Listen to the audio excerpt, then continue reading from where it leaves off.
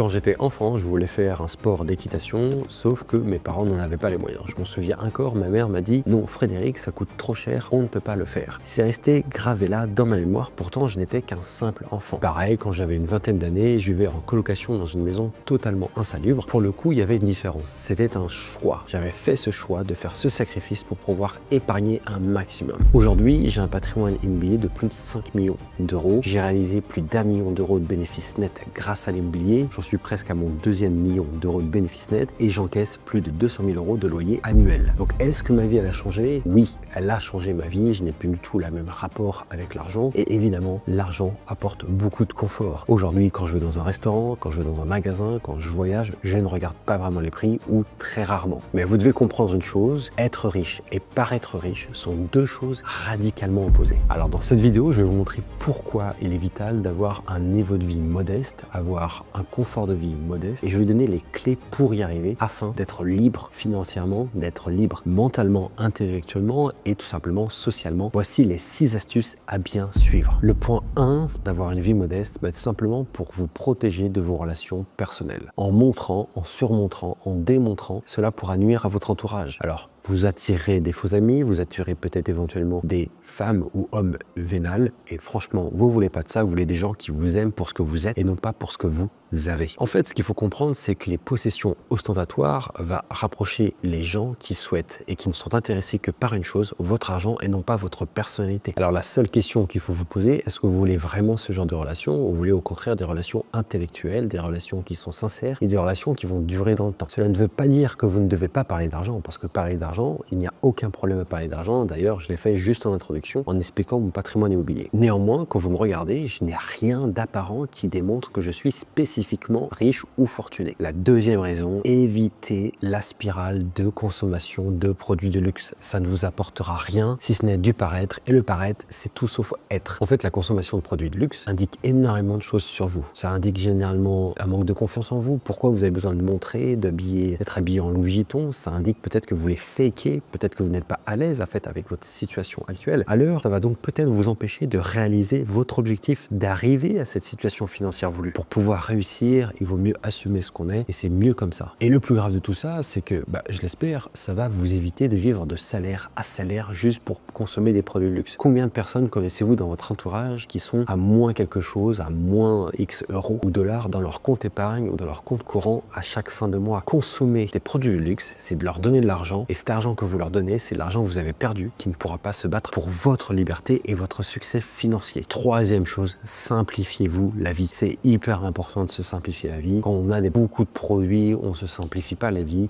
On va avoir plein d'options, on sait même pas où aller. Et puis en plus, ça va être un bordel monumental chez vous. Et ça, c'est un truc que j'ai remarqué. Plus j'avais des choses, plus ça me prenait la tête. Je vais vous partager une anecdote personnelle. J'ai par exemple plusieurs montres de luxe. J'ai notamment une Rolex. Bon, j'étais hyper content quand je l'ai acquise. Je voulais absolument avoir avant mes 30 ans. Enfin, pour mes 30 ans plutôt. Alors j'étais trop content. C'était la Batman. Je sais pas si vous connaissez cette montre. Et je la portais de temps en temps. Et puis au fil du temps, je me suis rendu compte que c'était plus un poids que véritablement un plaisir. Pourquoi? J'ai peur qu'on me la vole, j'ai peur de la perdre. Finalement, c'est un peu lourd. Quand je la portais pas, je me dis ah, c'est dommage de pas la porter. Et donc, je me suis vite rendu compte que ce genre de montre, d'outils, de produits n'était pas vraiment utile. C'était plus un poids qui au quotidien me pesait. Et donc, j'ai décidé de ne plus porter de montre comme vous pouvez le voir. Et en fait, je me sens beaucoup mieux. En ayant une vie plutôt simple, sans choses superflues, en fait, vous apercevez que vous aurez moins de tracas. Ça va vous puiser moins d'énergie mentale également. Parce que moi, la montre, ça me puisait pas mal d'énergie. Ah non, je vais ici, je peux pas la porter. Ah, je vais ici, je vais pas la porter. Et au passage, si vous voulez ma montre ou mes montres et vous voulez me cambrioler, n'y allez même pas parce qu'elles sont pas chez moi, elles sont dans un coffre, dans une banque, donc vous n'aurez absolument rien. Si vous achetez des choses dont vous n'en avez pas besoin, bientôt vous devrez vendre des choses dont vous avez besoin. Et cette phrase, elle m'a marqué parce qu'en fait, il n'y a rien de pire que devoir consommer en permanence et puis un jour, là où vous aurez vraiment besoin d'argent, vous n'aurez plus cet argent ou pas suffisamment, il faudra demander à votre entourage ou pire encore, vous perdrez et vous ne pourrez pas saisir l'opportunité, par exemple, d'investir dans l'immobilier parce que vous n'aurez pas suffisamment d'apport. Et là, il y aura beaucoup de remords. Puis une dernière chose par rapport à simplifier la vie, c'est tout simplement, en vivant simplement, on réussit simplement. Et ça, je l'ai remarqué. J'ai simplifié mon train de vie, j'ai simplifié ma méthode de travail et je le répète souvent autour de moi, dans mes équipes, au sein des membres. Pour vivre simplement, vous réussirez simplement et ça s'étudie à tout niveau.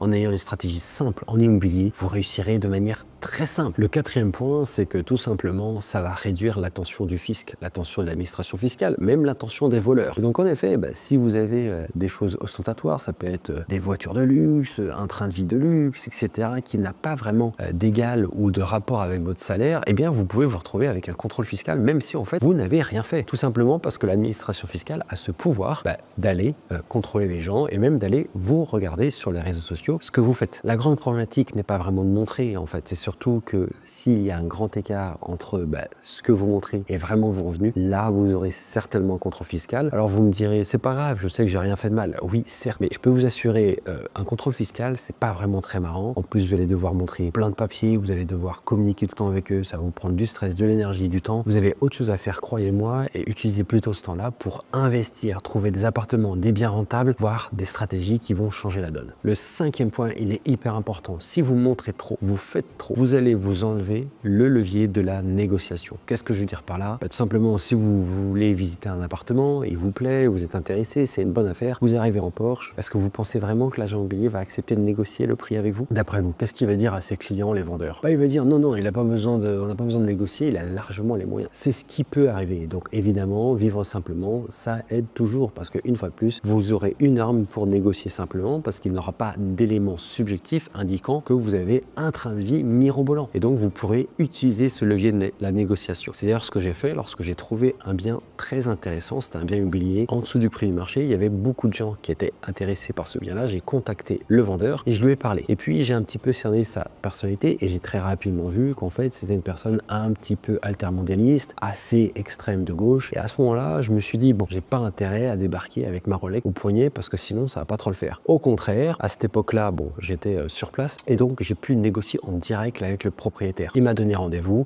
j'avais un petit peu sympathisé au téléphone, je me suis mis en mode caméléon et pour négocier, je trouve que c'est une super stratégie et je suis arrivé habillé comme si j'étais un altermondialiste presque. Et franchement, ça a hyper bien fonctionné parce qu'il y avait peut-être 30 demandes sur le bien et c'est moi qui ai réussi à l'empocher et à signer le bien, à l'acheter. Et ce bien-là d'ailleurs, je l'ai acheté, rénové et puis quelques années plus tard, je l'ai revendu et ça m'a permis de gagner environ 80 000 euros. Comme quoi, vivre simplement et intelligemment, ça permet de gagner beaucoup d'argent. Ce qu'il faut bien comprendre, c'est que la simplicité apporte toujours plus de sérénité et d'efficacité que la consommation et la détention excessive de produits de luxe ou même de produits tout court. Si vous voulez du résultat, arrêtez avec les biens matériels, concentrez-vous sur investir en vous, pour vous et rien que pour vous, pour avoir du résultat. Alors évidemment, avoir un niveau de vie modeste et vivre simplement, ça ne signifie pas qu'on ne peut pas se faire plaisir. Faites-vous plaisir, mais lorsque vous l'avez mérité, seulement lorsque vous l'avez mérité, c'est-à-dire lorsque vous avez fait quelque chose, lorsque par exemple vous avez acheté un bien immobilier, petite récompense. Lorsque vous avez terminé une tâche, petite récompense.